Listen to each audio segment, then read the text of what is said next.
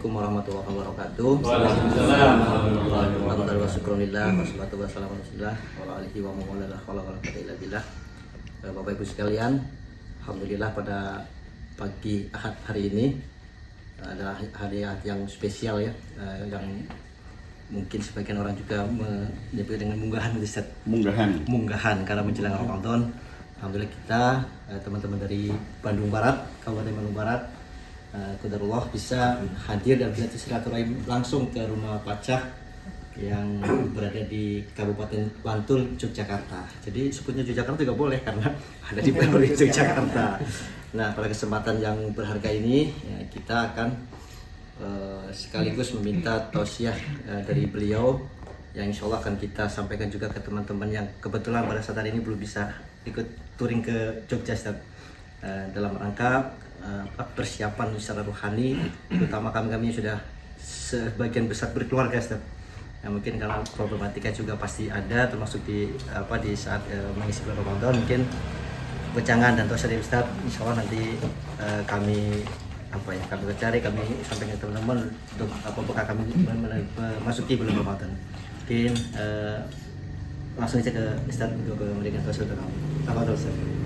Baik, bismillah. Assalamualaikum warahmatullahi wabarakatuh. Waalaikumsalam warahmatullahi wabarakatuh. Alhamdulillahirabbil alamin wa bihi nasta'inu ala amri dunya waddin. Asyhadu an la ilaha illallah wahdahu la syarikalah wa asyhadu anna Muhammadan abduhu wa rasuluh la nabiyya ba'dah. Allahumma shalli wa sallim wa barik ala nabiyyina Muhammad wa ala alihi wa sahbihi ajmain wa ba'd. Ikhwan dan akhwat, bapak-bapak, ibu-ibu, sahabatku semuanya yang dirahmati Allah Subhanahu wa taala. Bersyukur kepada Allah SWT, pagi hari ini kita diberikan kesempatan untuk silaturahim bersama ya, dan saya selalu meyakini silaturahim seperti ini selalu membawa keberkahan untuk kita semuanya. Amin. Pada kesempatan ini silaturahimnya sangat istimewa karena berkendara dari Bandung, luar biasa ya. Saya kalau disuruh membalas berkendara ke Bandung udah nggak sanggup lah, angkat tangan. Anak muda, mohon maaf ini. Mohon maaf tidak bisa. Jadi saya naik kereta aja kalau nanti ke Bandung. Masya Allah ya, mudah-mudahan menyehatkan teman-teman semuanya. Amin. Karena berkendara itu kata Pak Suripto, Allah yarham, waktu itu kita tanya resep awet mudanya, resep panjang umur awet muda Pak Suripto, sampai di masa tua, sampai akhir hayatnya masih fit, masih bugar, masih omongannya jelas, komunikasinya jelas gitu ya, bukan pikun gitu kan. Pak Ripto itu kan nggak ada pikun-pikunnya sama sekali. Apa olahraganya Pak Ripto, saya tanya itu, kata dia ngedrive, jadi nyetir mobil, naik motor, ngedrive itu olahraga yang komplit kata dia, karena ada sisi konsentrasi, melatih konsentrasi, melatih keseimbangan dan fisik. Jadi itu olahraganya Pak Ripto. Maka kalau teman-teman punya komunitas ini ya, ini ada sangat banyak, ada sisi komunitasnya, kebersamaan, dan itu tentu bagian dari dakwah maupun silaturahim dengan komunitas itu ya. Yang kedua juga memang olahraga, dan yang ketiga nah itu ibadah, karena perintahnya adalah fasihu, fasiru, banyaknya dalam Quran, suruh berjalan gitu. Jadi perintah Quran itu menyuruh kita untuk berjalan, untuk melihat-lihat gitu. Fasihu, fasiru itu nggak cuma jalan, tapi ada unsur melihat-lihatnya, karena fanduru, jadi jalan-jalan, ngelihat-ngelihat gitu. Nah, itu perintah Quran. Jadi perintah Quran itu bukan kamu di rumah saja, bukan begitu. Kamu mager, bukan begitu. Tapi kamu bepergian ya. Jadi bepergian itu bagian dari perintah agama. Nah, di kesempatan menjelang Ramadan itu, Ewafillah, saya teringat salah satu ungkapan dari Imam Abu Bakar Az-Zur'i. Beliau menyatakan ada beberapa persoalan umat Islam, persoalan umum gitu, yang salah satunya beliau menyebut umat Islam itu punya persoalan mental terhadap pelaksanaan kewajiban. yaitu tidak siapnya mental kita, ketidaksiapan jiwa untuk menjalankan perintah, untuk menjalankan kewajiban agama ketika waktunya sudah tiba. Jadi masa pelaksanaan kewajiban sudah tiba, tapi kita nggak siap menjalankannya gitu. Beliau menyebut dengan istilah at-tahawunu bil amri idza hadara waktu. Jadi kelalaian jiwa yang tidak siap gitu untuk menjalankan kewajiban padahal masa pelaksanaannya itu sudah tiba. Beliau mengambil contoh dari peristiwa-peristiwa di zaman Nabi SAW, orang-orang munafik yang tidak mau berangkat berperang. Ketika Nabi sudah selesai perang, lalu orang-orang munafik itu seperti dalam perang Tabuk ya, itu orang-orang itu kemudian datang kepada Nabi dan membawa alasan-alasan masing-masing. Kami nggak berangkat karena ini, kami nggak berangkat karena itu gitu ya. Dan Nabi dengan enteng menjawabnya dengan ungkapan semoga Allah mengampuni kalian. Nah, yang jawabannya beda adalah ketika Ka'ab bin Malik dan dua sahabat yang lainnya, mereka bertiga datang dan mereka bertiga inilah yang mengatakan bahwa kami tidak punya alasan untuk tidak berangkat. Jadi kalau ratusan orang munafik itu mengatakan alasan-alasan kami nggak berangkat karena ini, karena itu, karena ini, karena itu. Tapi Ka'ab dan dua sahabat yang lainnya itu datang kepada Nabi dan mengatakan, ya Rasulullah, demi Allah kami nggak punya alasan apapun untuk tidak berangkat itu. Nah terhadap orang-orang munafik itu Allah ngasih catatan kepada mereka, lau aradul khuruja la'iddulahu uddatan. Andai mereka itu memang mau berangkat, tentulah mereka mengadakan persiapan-persiapan. La'iddulahu uddatan. Tentu mereka bikin persiapan, nggak ada persiapannya. Walakin imbi asallahu walakin karihallahu bi asahum. Tetapi Allah tidak menyukai keberangkatan mereka karena mereka ini memang nggak niat untuk berangkat. Allah nggak menyukai keberangkatan mereka, maka semakin mereka menjadi malas dan nggak siap mental untuk berangkat, maka wakilak udu ma'al qaidin. Katakan pada mereka, duduklah kamu bersama dengan orang-orang yang duduk, tinggallah kamu bersama dengan orang-orang yang tinggal. Jadi perintah duduklah, tinggallah, magerlah itu kepada orang munafik. Kalau orang beriman itu fasihu, berjalan, bergerak gitu. Kalau orang munafik, udah kamu tinggal aja bersama orang yang tinggal, kamu nggak usah berangkat. Itu perintah kepada orang munafik. Nah, menariknya adalah yang terjadi pada diri seorang Ka'ab bin Malik. Yang dari 3 orang sahabat yang tidak berangkat ini kan yang punya cerita lengkap karena Ka'ab. 2 yang lainnya itu dia nggak cerita, tapi yang bercerita dengan sangat lengkap itu Ka'ab bin Malik. Dia bilang gini, saya tidak pernah absen dari semua peperangannya Nabi SAW, kecuali Tabuk ini. Jadi nggak ada, saya itu absen itu nggak ada, kecuali Tabuk ini. Ini kita nanti akan melihat ada hal yang menjadi titik hubung dari sikap orang munafik dengan sikapnya Ka'ab yang dia mukmin sejati yang bukan munafik. Tapi nanti ada titik temunya di situ. Jadi kata Ka'ab, tidaklah saya menjumpai kondisi yang paling mudah bagi saya kecuali pada saat perang Tabuk itu. Jadi maksudnya dibanding dengan perang-perang yang lainnya, kondisi yang dihadapi pada saat perang Tabuk itu adalah kondisi yang bagi dia paling mudah. Bahkan dia mengatakan, saya telah menyiapkan 2 kendaraan. Ini kuda ya. Pada perang Tabuk, dibanding dengan sebelumnya dia hanya bawa 1 kuda. Jadi untuk perang-perang yang lainnya dia hanya siapin 1 kendaraan. Khusus perang Tabuk dia siapin 2. Jadi kalau persiapan secara fisik, secara fasilitas itu sudah lengkap banget gitu. Kondisi yang mudah, lagi banyak duit kira-kira gitu. Kemudian kendaraannya dia siapkan 2 gitu. Tapi ada tarikan-tarikan lain gitu. Jadi satu riwayat mengatakan ini dia panen kurma terbaik di sepanjang masa. Itu pada masa itu menjelang berangkat itu panen kurma terbaik. Terus istrinya itu istri baru gitu. Nih hati-hati istri baru. Jadi lagi seneng-senengnya gitu. Pura-pura nggak denger. Lama itu. Pura-pura nggak denger. Lalu kemudian dia dijamu oleh istrinya, disiapin macam-macam. Pokoknya suasana happy ya di rumah itu. Maka pada saat Nabi itu sudah berangkat bersama para sahabat, dia malah pulang ke rumah. Ini dia uniknya Ka'ab itu. Yang lain berangkat dan dia pulang ke rumah gitu karena tarikan tadi itu. Terus kemudian dia mengatakan, aku nanti masih bisa menyusul. Malam hari, ini sahabat dan Nabi sudah jauh gitu perjalanannya, dia bilang, aku masih bisa menyusul besok. Begitu besok, dia baru nyadar, aku sudah nggak mungkin nyusul gitu. Mereka udah di sana, aku udah nggak mungkin nyusul gitu. Akhirnya tidak menyusul. Nah di sini ada persoalan mental ya, ketidaksiapan mental, ketidaksiapan jiwa pada waktu itu.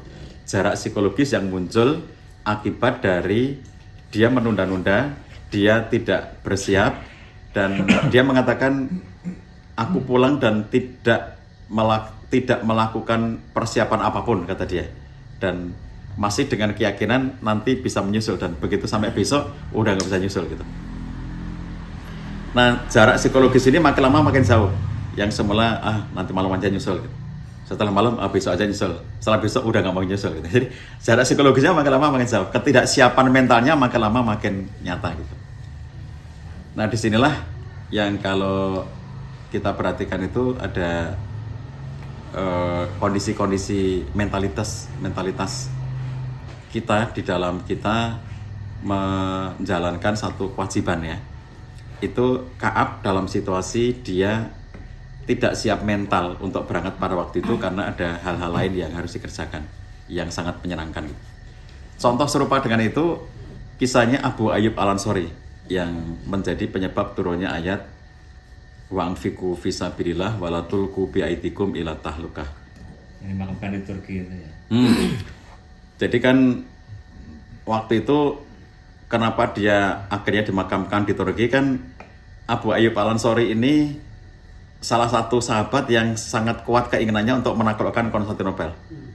Maka dia dengan sejumlah pasukan merangsek menuju ke arah Konstantinopel. Dan pada saat itu belum bisa, sampai akhirnya dia meninggal di tempat yang dia sudah pesan supaya nanti dimakamkan di tempat dia meninggal itu. Jadi belum sampai ke Konstantinopel, sudah meninggal, dikuburkan di situ. Nah pada waktu itu ketika sudah mendekat ke arah Konstantinopel, seorang sahabat itu dengan gagah berani lari ke arah pasukan Konstantinopel. Dia pengen ngeliat di sana gitu sendirian. Padahal ini lagi kumpul banyak tuh orang-orang Konstantinopel gitu ya. Dan begitu dia sudah bisa masuk ke sana, sudah bisa ngeliat itu, dia balik lagi. Dan orang-orang mengatakan, orang ini telah menjatuhkan diri sendiri ke dalam kebinasaan, melanggar ayat Allah wala tulqu biaidikum ila tahluka. Nah Abu Ayyub Al-Ansori yang mendengar itu langsung meralat, salah itu pemahaman kalian. Ayat tadi tidak kayak begitu maknanya. Jadi tidak mengomentari orang-orang yang seperti orang ini, bahwa dia gagah berani ke pasukan musuh, itu tidak bisa didalili dengan ayat ini wala tulqu biaidikum ila tahluka. Karena demi Allah kata Abu Ayyub, ayat itu turun berkenaan dengan kami, perilaku kami pada waktu itu. Jadi orang-orang Ansor itu setelah kedatangan Nabi itu kan nggak istirahat. Antum bayangin gini, kalau orang Muhajirin itu ketika dia bersama Nabi itu bertahap, dakwah sembunyi-sembunyi dulu. Setelah dakwah jariyah, para ulama sirah mengatakan jahriyah itu dibagi dua, jahriyatun Nabi dan jahriyatun sahabat. Jadi sudah turun perintah dakwah jariyah, para sahabat belum dakwah jariyah, baru Nabi yang dakwah jariyah. Sampai sekian lama, baru kemudian para sahabat dakwah jariyah. Jadi para sahabat yang Muhajirin itu mengalami masa-masa penyesuaian yang cukup panjang untuk membersamai Nabi itu. Lalu kemudian belum ada peperangan apa-apa pada waktu itu, hanya diusir, dibunuh, artinya bukan peperangan tapi diperlakukan ya, tindakan-tindakan, pelakuan-pelakuan gitu. Sampai ada yang syahid tapi bukan karena peperangan. Nah begitu sampai di Madinah, kaum Ansor ini kan baru saja masuk Islam tuh, kebayang ya, baru saja masuk Islam. Tahun kedua sudah perang Badar. Jadi kan mereka ini kan sibuk banget nih semenjak kedatangan Nabi itu. Semenjak mulai perang Badar itu perang terus-menerus, yang kalau dalam kitab sirah diceritakan rata-rata Nabi mengadakan program ada Ghazwah dan Sariyah. Kalau Ghazwah itu Nabi ada di dalamnya. Kalau Sariyah itu Nabi nggak ada di dalamnya. Nabi mengutus, itu Sariyah. Kalau Ghazwah Nabi ada di dalam rombongan itu. Itu kalau dicampur, digabung Ghazwah dengan Sariyah, selama kehidupan Nabi di Madinah itu rata-rata 1,5 bulan sekali. Itu ada program itu. 1,5 bulan sekali, terus-menerus gitu. Jadi orang-orang Ansor ini baru aja masuk Islam, tiba-tiba kemudian dia sudah harus menemani Nabi dalam sekian banyak peperangan itu, tugas-tugas berat seperti itu, yang risikonya adalah meninggal gitu ya, dan melupakan atau mengabaikan lahan-lahan pertaniannya, harta perniaganya, bahkan keluarganya. Nah, ketika kemudian mereka melihat Islam sudah mulai berkembang, perang-perang sudah mulai mereka menangkan gitu ya, sudah semakin banyak jumlah umat Islam gitu. Akhirnya orang-orang Ansor itu ngumpul, duduk-duduk ngumpul, ngopi-ngopi gitu. Tapi orang Ansor doang. Nah, di antaranya ada Abu Ayyub Al-Ansori itu. Abu Ayyub bilang begini, kita ini telah menghabiskan waktu kita untuk membersamai Nabi. Sampai kita meninggalkan lahan kita, pertanian kita meninggalkan perniagaan kita, meninggalkan keluarga kita gitu. Dan sekarang Islam sudah menang, kata mereka nih. Islam sudah menang, sudah tersebar kemana-mana, jumlah umat Islam semakin banyak gitu. Jadi sekarang saatnya kita untuk kembali ngurusi lahan-lahan kami. Lalu Abu Ayyub bilang kepada Rasulullah, ya Rasulullah, kami minta izin untuk nggak ikut lagi, karena kami pengen ngurusi. Ya ini terbengkalai. Kami pengen ngurusi ini gitu. Jadi lahan-lahan kami menjadi nggak terurus, kemudian kondisi perniagaan kami amburadul gitu. Kami sudah defisit nih, nggak punya apa-apa karena semuanya sudah untuk perjuangan gitu. Kami minta izin untuk berikutnya nanti kami nggak ikut berangkat gitu. Izinnya kayak gitu, tapi yang turun perintahnya malah suruh berinfak, wangfiku fisabilillah gitu ya. Jadi kan ini orang ini kira-kira mau ngomong habis ya Rasulullah, nggak ada lagi yang kami infakkan, kira-kira gitu kan, biar kami ngurusi dulu bagian belakang ini gitu. Biar ada lagi. Itu hari ya, itu dalam logikanya apa bisa masuk akal gitu ya. Masuk akal banget kan? Kayak orang-orang sekarang udah kita ini dulu, bisnis dulu nanti untuk pemenangan pemilu gitu. Fundraising. Jadi ini orang-orang begitu. Ini yang menyuarakan saja Abu Ayyub, tapi sebetulnya itu suara dari orang Ansor. Abu Ayyub saja yang di depan. Dan Nabi nggak mau jawab. Nabi bingung kira-kira ya, mau jawab apa gini. Ini omongan ini bener, omongan mereka itu bener gitu. Tapi Nabi juga nggak bisa mengatakan iya, maka ketika Nabi diam, turunlah ayat ini, walatulku bi'aidukum ila taluka, kata Abu Ayyub Al-Ansori, itu terkait dengan perilaku kami, bahwa tidak mau ikut di dalam program-program yang dibuat oleh Nabi SAW dalam bentuk Ghazwah maupun Sariyah, itu yang masuk kategori menjatuhkan diri dalam kebinasaan. Nah, jadi kita lihat suasana mental yang terjadi pada Abu Ayyub dengan para sahabat Ansor waktu itu ya. Aduh capek nih kita, waktu kita habis nih nemenin Nabi gitu. Sementara lahan-lahan kita nggak terurus nih gitu. Sementara perniagaan kita sudah susah berkembangnya karena nggak kita urusi lagi. Keluarga kita pun kita tinggalkan. Jadi kita perhatikan di situ ada persoalan yang terkait dengan mental. Jadi kesiapan mental gitu. Nah ini terkait dengan aspek yang luas. Semua pelaksanaan ibadah itu membutuhkan kesiapan mental. Begitu kita nggak siap untuk melakukan satu ibadah secara mental, kita nggak siap, padahal waktunya sudah tiba, itu kata Imam Abu Bakar Az-Zur'i yang tadi saya kutip, ada dua dampaknya kata beliau. Nomor satu adalah nggak optimal dalam menjalankan kewajiban itu karena nggak siap. Yang gampang ini, kalau ini tadi kan cerita sahabat ya, cerita perang zaman dulu gitu. Yang gampang di kita dengan azan gitu, dengan azan. Terus sudah azan itu kita belum bersiap apa-apa, belum wudhu, belum berganti pakaian bersih dan seterusnya gitu. Masih di tempat beraktivitas, entah kerja, entah apapun ya. Sudah dengan azan. Lalu qomat gitu. Begitu qomat kita berlari-lari, nggak siap kan secara mental gitu. Dan begitu kemudian kita sampai di masjid dalam situasi nomor 1 terlambat, nomor 2-nya kacau karena nggak tenang nggak tenang gitu. buru-buru sih ya. Kalau anak-anak muda bikin TikTok itu, video-video pendek itu suka nyeritain tentang lari-lari ngejar Jumatan. jadi khutbah Jumat sudah kedengaran, lalu ini baru lari dari rumahnya gitu ya, baru lari-lari dan begitu sampai di sana ternyata sudah sholat gitu. Itu kan suasana di mana mereka menjadi nggak tenang sholatnya itu karena lari-lari nggak siap gitu. Itu contoh paling sederhana. Contoh kedua yang paling sederhana juga misalnya menjelang Ramadan. Ada orang itu bilang saya gini tentang ini contoh ketidaksiapan itu. Pak Sah, saya tuh kaget ya. Ngerti-ngerti sudah mau Ramadan lagi kata dia itu. Betapa cepat waktu berlalu.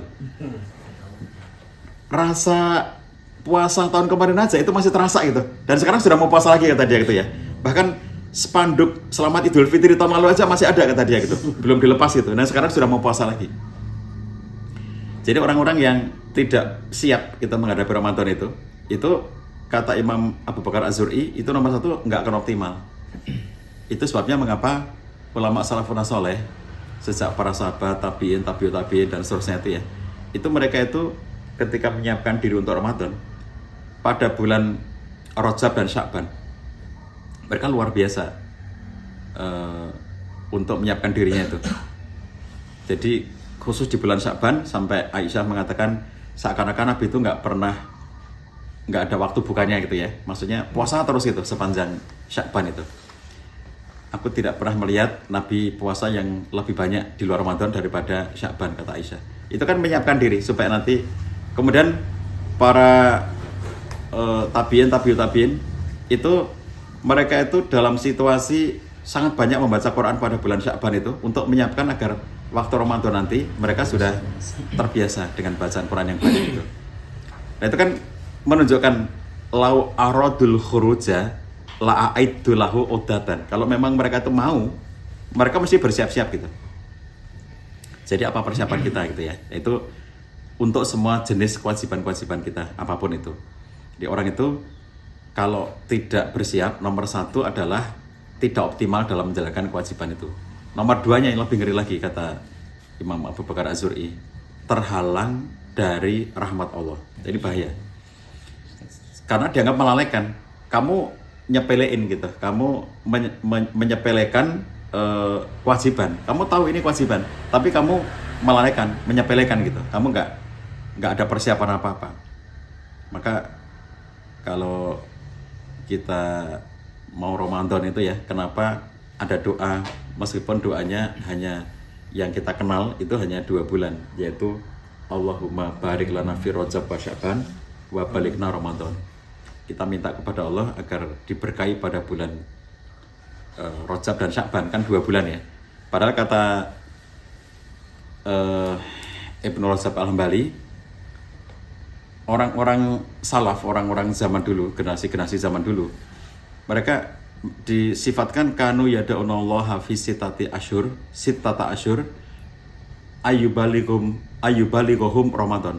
Mereka itu berdoa 6 bulan untuk dipertemukan dengan Ramadan. Jadi doanya tentu saja bukan Allahumma barik lana fi Rajab wa Sya'ban, karena 6 bulan. Berarti sejak Muharram gitu. Sejak Muharram gitu. Itu 6 bulan berdoa terus-menerus agar disampaikan ke Ramadan. Summa yada'unallaha sittata asyhur ayat ya ayyutaqabbala minhum. Lalu mereka berdoa lagi 6 bulan berikutnya setelah Ramadan itu agar semua amal ibadah Ramadan mereka diterima. Jadi kata Ibnu Rajab Al-Hambali, orang-orang zaman dulu seakan-akan hidupnya itu terikat dengan Ramadan. Jadi 6 bulan minta kepada Allah agar disampaikan Ramadan, dan setelah Ramadan 6 bulan berdoa agar semua amal ibadah Ramadan diterima gitu. Jadi sifat mereka itu bersiap gitu untuk menghadapi kewajiban, tetapi ada sisi khawatir, jangan-jangan amal ibadahku nggak diterima gitu. Ketika sudah sampai Ramadan, bahagia, alhamdulillah doaku diterima Allah. Maka kalau kita melihat perilaku sahabat ini ya, yang minta kepada Allah agar 6 bulan berdoa agar disampaikan Ramadan ini sebetulnya ada isyarat lain di balik doa itu. Jadi satu sisi itu adalah semangat menyambut Ramadan gitu. Tapi sisi lain adalah jadi bolehnya berdoa agar kita tuh panjang umur gitu. Itu kan minta terus lah. Berarti kan Ramadan lagi ya Allah, Ramadan lagi, berarti kan masih ada kita di Ramadan berikutnya, masih ada kita di Ramadan berikutnya gitu. Itu kan berarti mereka tuh sebetulnya sedang berdoa agar dipanjangkan umurnya gitu. Jadi kita melihat di sini persiapan yang luar biasa untuk menyiapkan diri menyambut Ramadan saja, kata Ibnu Rajab Al-Hambali, mereka butuh waktu 6 bulan. Ya sependek-pendeknya 2 bulan dalam doa itu. Sya'ban Rajab. Dan sependek-pendeknya lagi adalah 1 bulan. Dimana di bulan Sya'ban itu gaspol untuk menyiapkan Ramadan. Nah kalau di Sya'ban pun belum, ini masih ada hari. Beberapa hari sambil touring, sambil menyiapkan mental untuk kita menghadapi Ramadan itu. Wabil khusus anak-anak kita yang jangan sampai mereka ngerti-ngerti Ramadan gitu ya, ngerti-ngerti besok sudah puasa gitu. Emang kenapa kalau ujuk-ujuk, kenapa biasanya di rumah-rumah kita ada, kalau punya anak kecil terus kita hias-hias gitu ya, biar suasananya sudah masuk feel Ramadan, penyambutannya. Jadi itu bagian dari cara kita bersiap gitu. Nah inilah yang menyebabkan pelaksanaan sebuah kewajiban itu optimal karena kita bersiap. Kalau kita tidak bersiap maka pasti tidak optimal gitu. Nah ini satu hal yang perlu kita perluas, ya, tidak hanya dalam konteks Ramadan tapi dalam konteks yang semuanya ya, melakukan kewajiban-kewajiban dakwah, melakukan kewajiban rekrutmen, membina itu. Kalau ada ikhwah yang tidak punya kelompok binaan gitu, itu nanti kena ayat ini, lau aradul khuruja la aidulahu udatan. Kamu sudah melakukan apa gitu. Bukan soal tidak membinanya, tapi apa yang sudah kamu lakukan untuk agar kamu bisa membina gitu. Membina sebagai satu kewajiban kita, merekrut, membina sebagai satu kewajiban kita. Lalu kalau kita nggak membina, itu pertanyaannya bukan soal tentang mengapa tidak membina, tetapi pertanyaannya adalah apa yang sudah kamu lakukan supaya kamu bisa membina. Apa persiapanmu gitu. Jadi kalau Kaab kan, kira-kira kalau dalam konteks pembinaan, ungkapan Kaab tadi begini, oh itu ada ikhwah membina, sana dia pegang 1 kelompok, ini pegang 3 kelompok, dia pegang 5 kelompok gitu ya. Wah aku juga bisa nanti gitu, nanti. Tapi ternyata enggak segera gitu, besok juga masih bisa gitu. Nah, ternyata enggak juga gitu. Terus sampai akhirnya enggak pernah bina gitu. Itu kan ketidaksiapan mental gitu. Tidak siap secara mental. Sementara teman-teman lain jumlah kelompok binanya makin bertambah, makin banyak gitu ya. Kalau di dunia teman-teman S itu jumlah kelompok binaan yang terbanyak itu 1 pekan 30 kelompok itu. Ustadz antum kenal ini Agus Sugeng Widodo yang dulu di Bandara Kertajati, sekarang dia tinggal di Gorontalo. Dulu dia di Bandara Kertajati, dulu teman-teman P juga ada, dia resign terus kemudian dia kembali ke Gorontalo karena dulu dia awalnya dari Bandara Gorontalo. Itu sekarang waktunya dikontribusikan, dia sudah nggak kerja, sudah resign dan sudah fokus hanya untuk membina itu. Jadi 1 pekan itu 30 kelompok. Nah maka kalau kita perhatikan orang-orang yang menjalankan dengan sepenuh kesiapan itu ya, maka mereka akan lebih optimal dalam menjalankannya karena bersiap gitu. Nah dalam konteks misalnya seperti pembinaan, bukti bahwa kita memang mau untuk membina itu ya contohnya ikut daurah murabi, itu pelatihan untuk menyiapkan diri menjadi pembina dan seterusnya gitu ya. Itu lau aradul khuruja tadi. Kalau memang mereka tuh mau, itu mesti melakukan persiapan. Kalau nggak ada persiapan apa-apa, berarti memang nggak mau pada dasarnya gitu. Maka bahaya kalau sampai tidak membinanya kita itu adalah konteksnya walakin karyahallahu imbi asahum. Allah nggak menyukai dia membina itu. Saya dulu diajak, sangat banyak teman-teman mengajak saya untuk ikut terlibat dalam travel umroh gitu ya. Saya menolak dari dulu tuh menolak. Udah banyak banget yang datang ke sini mengajak, tapi saya menolak terus. Lama-lama saya berpikir gini, kok saya menolak ya? Orang datang mengajak saya gitu, kok saya menolak ya? Saya tuh takut bahwa penolakan saya itu, ajakan itu menandakan saya berpeluang untuk bisa sering-sering ke Tanah Suci. Lalu saya menolak gitu. Bagaimana kalau itu Allah itu nggak menyukai keberangkatan saya ke Tanah Suci? Takut ya saya. Membuat saya takut. Jadi akhirnya udahlah, ikut aja itu. Sekarang ikut terlibat di Biro Umroh itu karena saya takut gitu ya, bahwa saya diajak-ajak sekian banyak orang datang untuk ngajak-ngajak saya gitu, dan saya menolak. Aduh, jangan-jangan itu bagian dari Allah nggak menyukai saya sering-sering ke Tanah Suci. Udahlah, ikut aja lah, berangkat aja gitu. Jadi setidaknya sekarang semenjak punya itu bisa 2 kali setahun ya untuk ke Tanah Suci itu. Ini kalau kita melakukan berbagai hal ya, kewajiban-kewajiban kita tunaikan dengan sepenuh kesiapan itu insya Allah lebih optimal.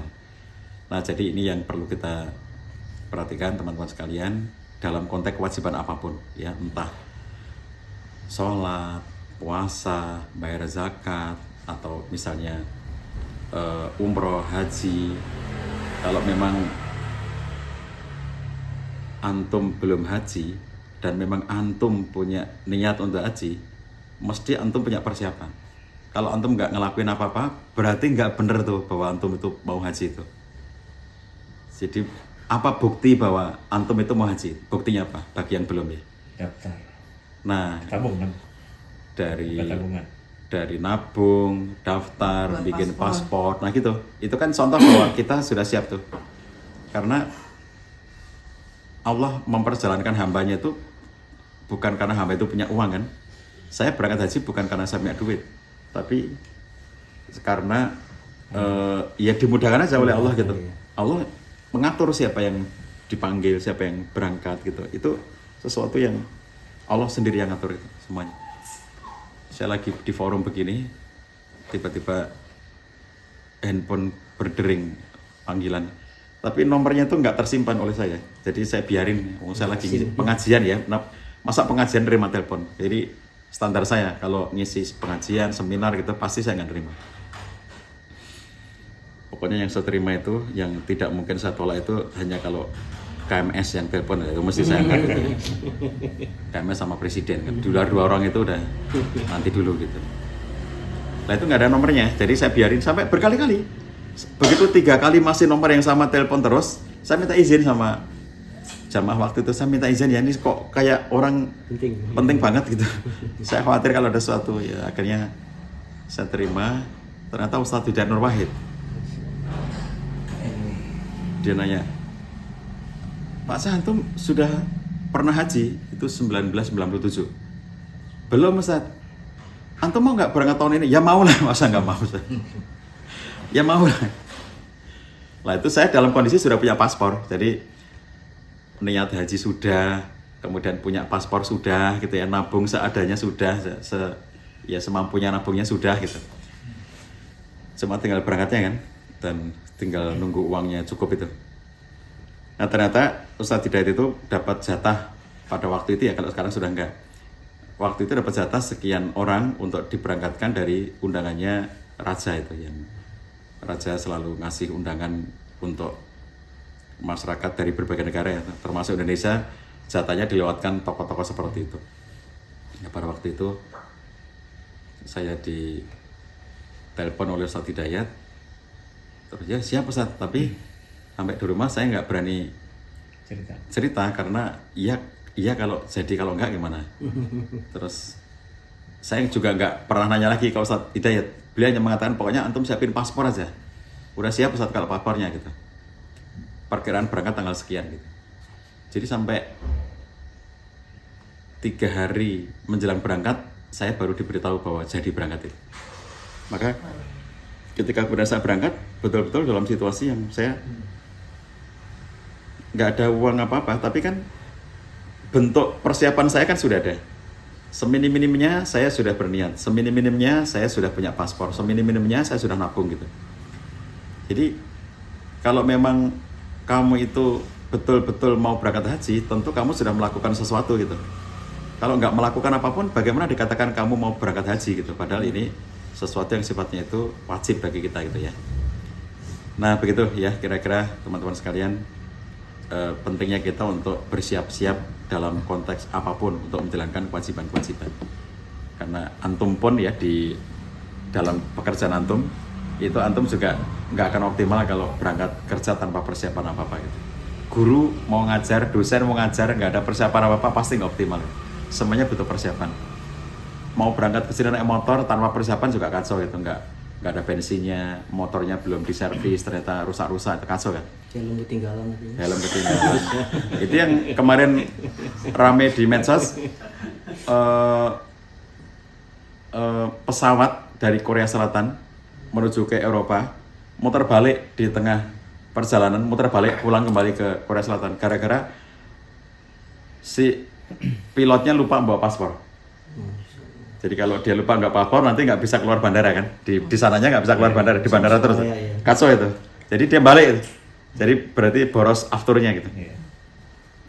Itu kalau nggak persiapan jadi kacau semuanya gitu. Mudah-mudahan Allah siapkan kita semuanya untuk menyambut Amin, Ramadan. amin, Mudah-mudahan amin, kita amin. dikuatkan, disehatkan sampai dengan Ramadan sehingga bisa beribadah dengan sebaik-baiknya dan mudah-mudahan amin. menjadi Ramadan terbaik dari seluruh Ramadan yang pernah kita lalui. Amin. Assalamualaikum warahmatullahi wabarakatuh. Waalaikumsalam. Waalaikumsalam warahmatullahi wabarakatuh. Alhamdulillah, insyaallah materinya sangat bermanfaat ya Bapak Ibu sekalian. Tentunya ada yang perlu di highlight tadi ya, bahwa sesuatu yang tanpa tentunya Persiapan. kewajiban ya, tanpa persiapan maka yang pertama pelaksanaan tidak pernah akan optimal. Jadi itu yang kedua, dan menghalangi rahmat dari Allah, Ustaz ya. Ya. Nah ini jadi jadi semacam warning buat kita ketika bulan Ramadan sudah di depan mata. Nah persiapan kita itu apa gitu? Apakah kita biasa-biasa saja karena sudah terbiasa tiap tahun puasa kan Ustaz ya? Otomatis. Yang Otomatis nasi.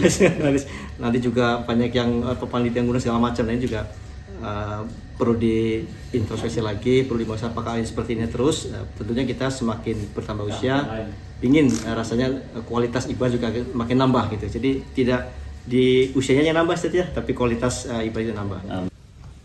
Kira-kira begitu ya teman-teman sekalian, dan Sudah mau ini, Ustaz? Ustaznya udah mau. Iya. kalau teman-teman tidak keberatan, nanti saya ajak sebentar ke belakang untuk ikut mendoakan. Ini kami lagi bikin rumah tahfidz ya. Ini datang aja ke sana mendoakan biar cepat selesai gitu ya. Itu nanti bareng-bareng ke sana. Begitu, terima kasih. Mohon dimaafkan semuanya. Assalamualaikum warahmatullahi wabarakatuh. Baik, alhamdulillah tausiah yang diberikan Ustaz pada kita semua luar biasa dan sangat bermanfaat tentunya. Dan mudah-mudahan bisa kita share juga ke teman-teman lain yang bisa sampaikan belum kesempatan hadir di sini, Ustaz. Ya. Nah, mudah-mudahan nanti ini juga bukan kunjungan yang terakhir kali, Ustaz. Ke depan Allah karunia kami kesehatan lagi, panjang umur, bisa bersilaturahmi ke sini gitu ya, untuk kembali menambah ilmu. Jadi, sekali lagi, sakallahu khairan pada Ustaz Natasha. Mudah-mudahan Allah balas kebaikan beliau dan Allah sehatkan beliau dengan keluarganya. Amin. Dan panjang umurnya, dan kita semua juga sama dan memasuki bulan Ramadan dengan kesiapan yang luar biasa, baik siap rohani maupun siap termasuk amaliyah juga siapkan. Itu saja yang saya sampaikan. Insyaallah kita bertemu di lain waktu. Kalau apa sempatnya kita lagi bertemu. Kurang lebihnya mohon maaf. Assalamualaikum warahmatullahi wabarakatuh. Waalaikumsalam.